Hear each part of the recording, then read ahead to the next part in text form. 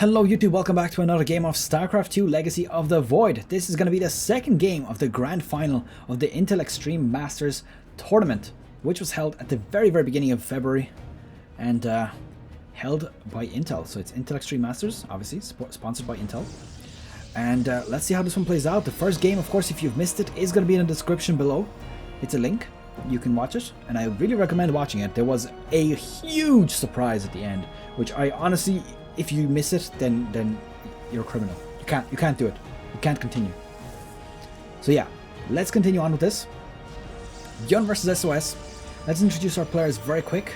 On the bottom right hand side here with SOS, we've got SOS. I screwed that sentence up altogether. We've got SOS, and he is from Team Jin Air Green Wings, and he's from South Korea. His opponent, ByuN, spawning as the Red Terran.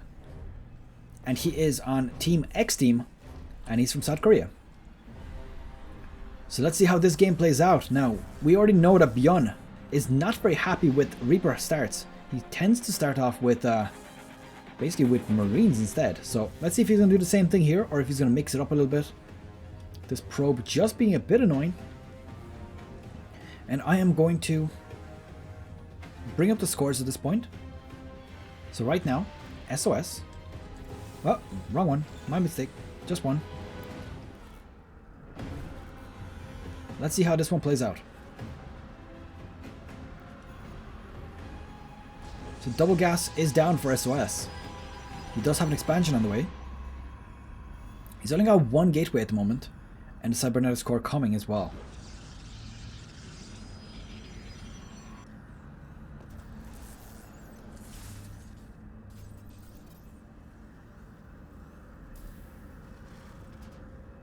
Let's see what his opponent's doing. Looks like an early expansion as well. He's being blocked off outside at this point.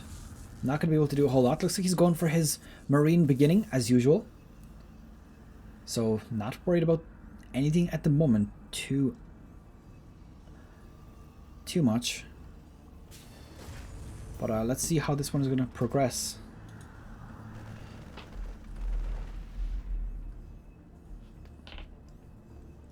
Now, just a quick announcement. I will be doing this in every video, not every video, but in most videos.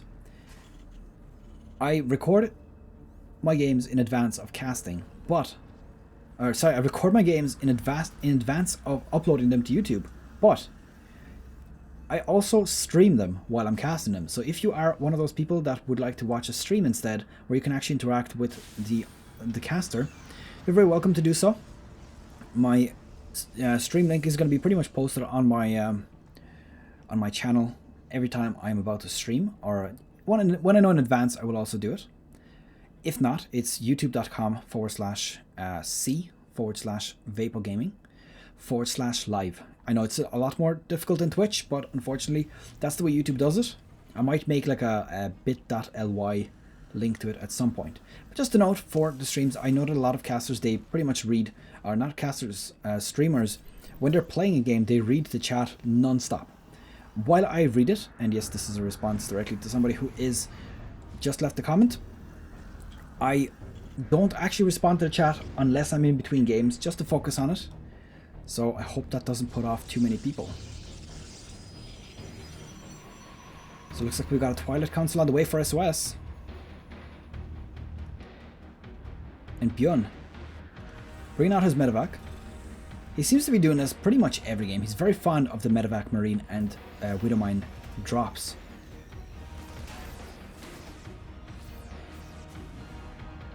And looks like the Oracle in position. Oh, Oracle getting splattered all over the floor. The poor little thing. Widowmine doing a good job there. Pretty much paying for itself at this point. Taking out one of the biggest harassment units that Protoss can get.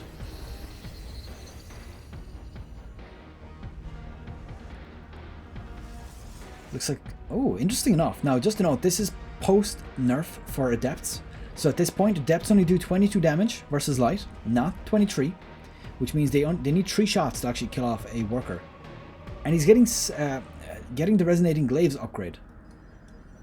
So typically you don't see that many Adepts in the current patch, simply because of that nerf. They're still viable, obviously, but they're just not quite as good. And just to note, they don't actually 2-shot Marines either. You have to do 3 shots. Unless, of course, you've got the level 1 upgrade, which it doesn't look like SOS has. All these Marines in here. Is he going to be able to actually do something significant here? No, it doesn't. I think he's going to get cleaned up here. These Marines just being a bit pesky right now. And he's lost 8 probes from that. That's actually not bad at all.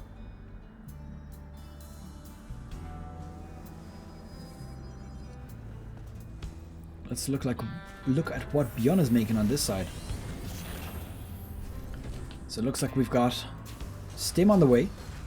We've got the orbital command being created as well. We do have an eBay. So that's fine. Getting 2, actually does have 2 eBays, so that's quite interesting. He's getting himself both weapons and armor for Bio. And let's see what these adepts are going to do. They are in position. There's 6 of them in total. Now this command center are going to be pretty safe. I mean, 6 adepts can't really do a whole lot to it. But definitely going to want to cancel that off. If he was to jump in there, he would be slaughtered. He would be massacred. He would be plastered up against the wall. And that would not be a pretty sight. Unless you're Terran, of course, or unless you're rooting for ByuN. If you are, then that's cool. I'm rooting for neither of these guys because 1, I'm casting it, and 2, because I'm a Zerg player, so I'm a bit of a cringe, I suppose. I'll just vote for my own race because why not? So just sending those out again to scout. Nothing significant has been found yet.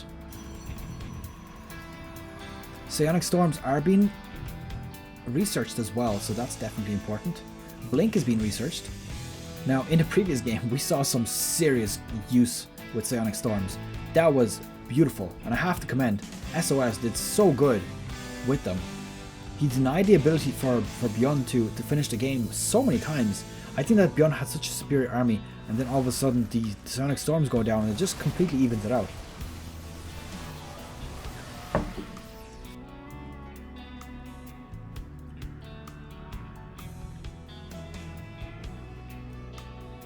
Just moving on away.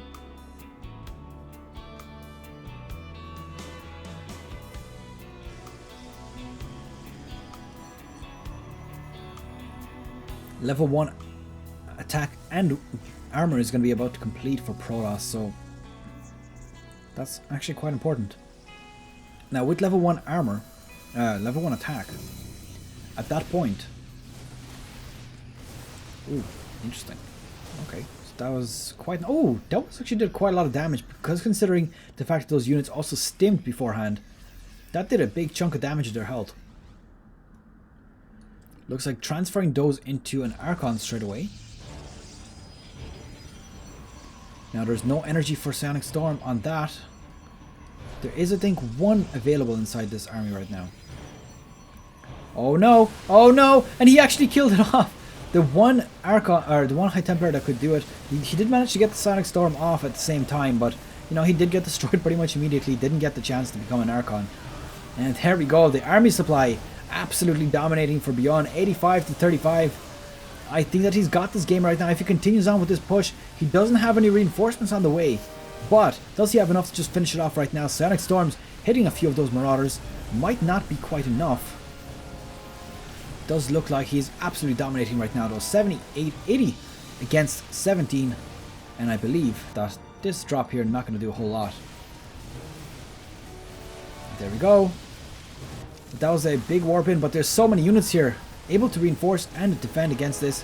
I think this is GG, and I'm just going to call it here for SOS. GG! And I think that ByuN has won this one. There we go, ByuN taking game number 2. And that brings the series up to 1 each. Woohoo! That was